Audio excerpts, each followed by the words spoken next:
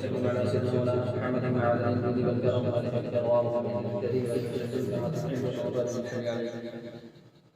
بات ہو رہی تھی سونے سے بیدار ہو تو کیا کرے. نبی کریم صلی اللہ علیہ وسلم نے یہ کلمہ کی تاکید فرمائی تھی کہ جب بیدار ہو تو یہ دعا پڑھے الحمدللہ الذی احیانا بعد ما اماتنا وإلیہ النشور. اس میں بہت ساری باتیں تھیں جو آپ نے سماعت کی.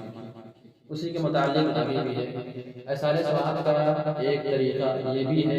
اسی واسطے سید عالم صلی اللہ علیہ وسلم بر وقت بیعت یہ شرط بھی فرما دیتے ہیں کہ بیعت ہونے والا ہر مسلم کی خیر خواہی کرے گا. یعنی ہم نے جو دعا پڑھا تھا نا تو اسی میں فرمایا کہ ہر مسلم کو اس میں شامل کر لینا. میں تھا نا کہ اپنے کے ساتھ ساتھ اپنے تمام مسلمانوں کو بھی اس میں شامل کر لینا تھا نا. جیسے اہدنا میں تھا اہدنا الصراط المستقیم ہم کو یعنی تمام مسلمانوں کو سیدھے راستے پر چلا. تو اس میں بتایا کہ احیانا میں ہے احیانا جمع کا صیغہ ہے بعد ما اماتنا جمع کا صیغہ ہے تو اپنے ساتھ ساتھ دوسرے مسلمان بھائیوں کو شامل کر لینا. تو اسی کے مطابق فرمایا گیا کہ احساس کا یہ بھی ایک طریقہ ہے.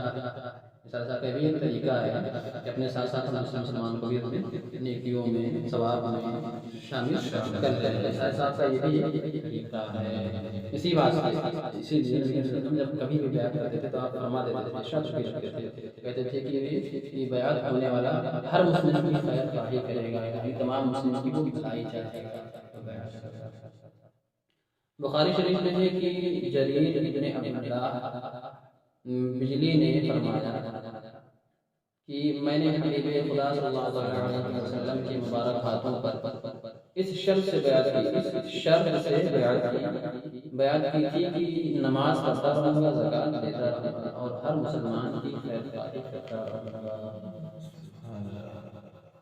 چنانچہ حضرت زبیر رضی اللہ تعالیٰ عنہ دیگر شرطوں کے ساتھ تعزیز اس شرط کو بھی کامل طور پر پورا فرماتے رہے. تعزیز نماز بھی ادا کرتے رہے زکوٰۃ بھی دیتے رہے اور مسلمانوں کی خیر خواہی بھی کرتے رہے بھلائی بھی کرتے رہے امداد بھی کرتے رہے. ایک مرتبہ اپنے غلام کو گھوڑا خریدنے کے واسطے حکم فرمایا. غلام نے ایک گھوڑا 300 روپیہ خریدا یعنی 300 درہم روپیہ آپ کو سمجھانے کے لیے کہا جاتا ہے وہاں کیا جگہ تھا درہم درہم وغیرہ بولے تو سمجھانا پڑے گا اس لیے آسانی کے ساتھ روپیہ استعمال کرتے ہیں. حالانکہ وہ ایک طرف سے وہ بھی روپیہ ہے یہاں روپیہ وہاں کا وہ روپیہ ہے. تو کہتے ہیں 300 روپیہ میں خریدا اور گھوڑے والے کو ہمراہ لے کر واپس آیا تاکہ اس کو قیمت دلوا دی جائے. جبیر رضی اللہ عنہ نے گھوڑے والے سے فرمایا کہ تمہارا گھوڑا 300 روپے سے زائد قیمت کا ہے اس کو 400 میں فروخت کرتے ہو. اس نے کہا آپ کو اختیار ہے. آپ نے فرمایا یہ 400 روپے سے بھی زائد کا ہے 500 میں فروخت کرتے ہو. اس نے کہا آپ مختار ہیں یعنی آپ کو اختیار ہے 400 میں چاہے تو 500 میں یعنی کوئی مجبوری نہیں ہوگی. آپ قیمت بڑھاتے گئے وہ راضی ہوتا گیا یہاں تک کہ اس کو 800 میں خرید فرمایا یعنی اس کو خریدا. لوگوں نے کہا آپ نے یہ کیا کیا جب وہ 300 روپے میں دے چکا تھا پھر قیمت بڑھانے کے کیا مانا. آپ نے فرمایا میں نے رحمت عالم صلی اللہ علیہ وسلم کے دستے مبارک پر اس شرط سے بیعت کی تھی اس شرط کے ساتھ بیعت کی تھی کہ ہر مسلمان کی خیر خواہی کروں گا تو اس کا پورا کر رہا ہوں اس کو پورا کر رہا ہوں حق ادا کر رہا ہوں شرط کو پورا کر رہا ہوں. سبحان اللہ. ای کا راز تو آیت و مرادم ای کا راز تو آیت و مرادم یعنی ایک فارسی کا لکھا ہے اس طرح سے دو کام کرنا. برادران اسلام اس واقعہ کو پڑھنے یا سننے کے بعد ہر مسلم مرد اور ہر مسلم خاتون کا فرض ہے کہ اپنے دل کے گوشوں پر گہری نظر ڈال کر معلوم کریں کہ ان میں سے کسی اپنے مسلمان بھائی کی بدخواہی کا ارادہ یا اس کو ضرر پہنچانے کا خیال پر کوشش نہیں.